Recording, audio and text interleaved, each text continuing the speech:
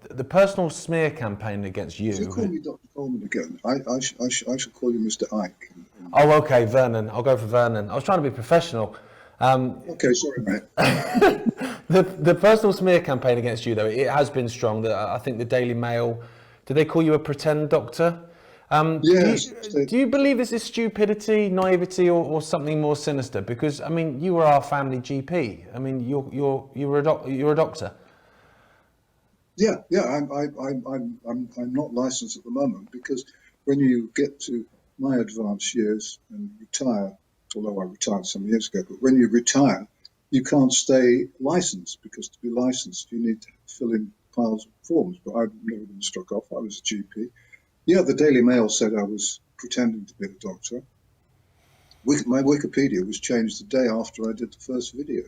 And the name of the guy, according to Larry Sanger, who was a co-founder of Wikipedia, the guy whose name appears on the bottom of the Wikipedia page with my name on it, is a CIA operative. And the CIA, according to Sanger, the CIA has very much control over Wikipedia, which he describes as now corrupt, because so much of it is controlled. And of course, Wikipedia and Google, please don't, but if you look me up on Google and Wikipedia, you'll find that all the stuff on there says, I'll tell you one little clever trick they used. They said Wikipedia said I was discredited. Well, I wondered who I'd been discredited by, because the day before I hadn't been discredited. But suddenly one day I was discredited. And then a couple of small newspapers, copied this and said the discredited Dr. Vernon Coleman, who isn't a doctor but has been struck off, which is quite a clever thing to do. Yeah, how you can be struck off without being one. That's good. That's right. They said, the papers said he's been discredited. So Wikipedia then immediately quoted the papers who quoted them.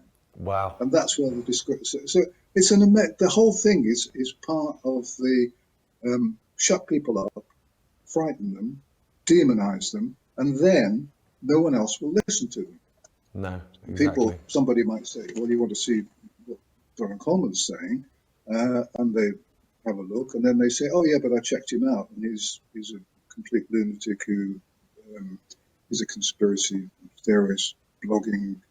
Wikipedia removed the fact that I'd written over 100 books and made heaven knows how many TV series, removed everything like that. And I just became a mad, wild conspiracy theorist. And this happens to anybody who speaks out. They get demonized because we aren't allowed to have any debate. You know, Jeremy Vine on the BBC was talking about vaccines the other day. I did a piece on the website and got thousands of people to email him the challenge saying, I'll give you a tutorial so that you understand it better. Not a whisper, of course. The BBC has actually admitted, or actually they boasted, that they don't talk to people who question vaccination. Now, that's amazing censorship. The BBC has a charter, which means it's supposed to be fair. But that's a mass censorship of everybody and anybody who questions the official narrative